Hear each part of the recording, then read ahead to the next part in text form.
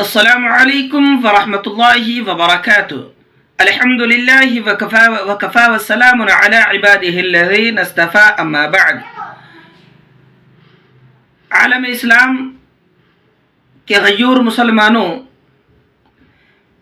عرب، فلسطین اور اسرائیل کے حوالے سے کچھ مسلمانوں کی طرف سے بار بار اس طرح کے سوالات ابھر رہے ہیں کہ عرب جب فلسطین اور اسرائیل کا آپس میں تصادم ہو رہا ہے یا اسرائیل فلسطین پر حملہ کر رہا ہے تو ایسی نازک حالت میں عرب کیا کر رہا ہے؟ ملت اسلامیہ کے مسلمانوں، اس بات کو بنیادی طور پر ہم سبھی کو سمجھنا، جاننا اور اپنی زندگی میں اتارنا بے حد ضروری ہے کہ بحیثیت مسلمان ہر فرد کی یہ ذمہ داری بنتی ہے، سارے عالم کے مسلمانوں کی ذمہ داری بنتی ہے کہ جب کبھی جہاں کہیں بھی مسلمانوں پر اگر آفت آتی ہو تو پوری دنیا کے مسلمانوں کو اس کے لیے فکر مند ہونا چاہیے اور اپنی ذمہ داری، اپنے جو ذمہ داری بنتی ہے اس کو ادا کرنے کی کوشش کرنا چاہیے. دوسری بات، ایک بڑی باریک بات ہے، اس کو بغور اپنے ذہنوں میں نقش کر لینا چاہیے کہ دشمنان اسلام، جو پورے عالم کے دشمنان اسلام ہیں، سارے عالم کے دشمنان اسلام پر جو اصل نظر جس پر یہ ٹکائے ہوئے ہیں وہ عرب دنیا پر اپنی نظریں ٹکائے ہوئے ہیں. یعنی کہ عرب دنیا اصل دشمن ہے ان دشمنان اسلام کے لیے. ہمیشہ عرب دنیا کو ٹارگٹ بنا کر چلتے ہیں دشمنان اسلام. میرے نوجوانوں اور ملت اسلامیہ کے غیر مسلمانوں، ہمیں یہ سمجھنا چاہیے کہ عرب دنیا بڑے نازک حالات سے گزر رہی ہے دشمنان اسلام کو لے کر. ایسے میں جب ہم یہ سوال کر رہے ہیں کہ عرب کیا کر رہا ہے تو یہ یاد رکھیے، عرب بنیادی طور پر وہ دین اسلام جو خالص دین اسلام ہے اور جو صحابہ نے نبی پاک صلی اللہ علیہ وسلم سے جو دین لیا ہے، جو اسلام لیا ہے، اس دین اسلام کی مکمل حفاظت کرنے کی کوشش عرب کر رہا ہے. یہ کہا جا سکتا ہے کہ پورے دنیا میں اصل اسلام جس کو صحابہ نے لیا ہے نبی پاک صلی اللہ علیہ وسلم سے، اصل اسلام اگر کہیں پر ہے، اس کی مرکزیت اگر کہیں ہے تو وہ عرب دنیا میں ہے، خاص طور پہ سعودی عرب میں ہے. میرے غیور مسلمانوں، اس نقطے کو ذہن میں رکھے. اس کے بعد جو سوال ہو رہا ہے کہ عرب کیا کر رہا ہے فلسطین کے حوالے سے، آئیں اس کے جواب کو دیکھیں.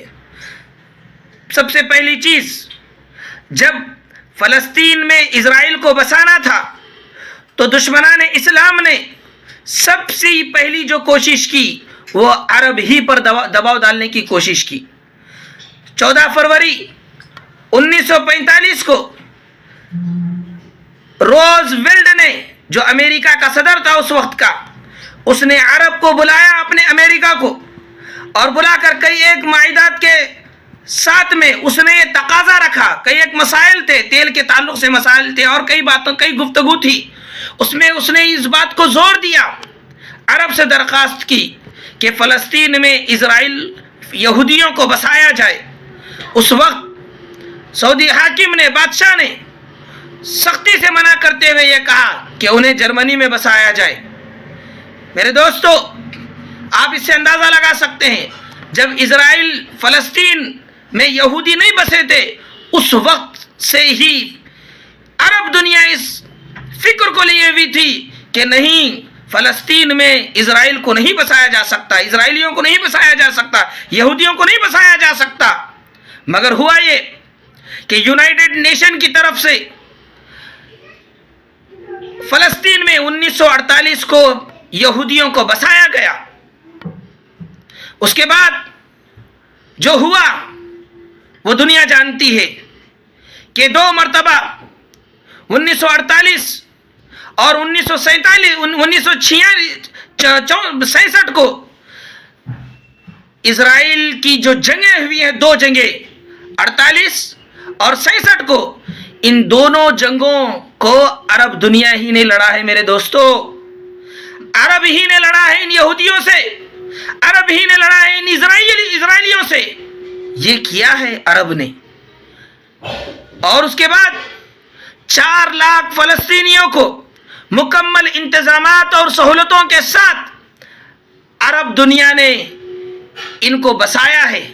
4 لاکھ فلسطینیوں کو پناہ دی ہے مکمل انتظامات کے ساتھ. یہ کیا ہے عرب دنیا نے.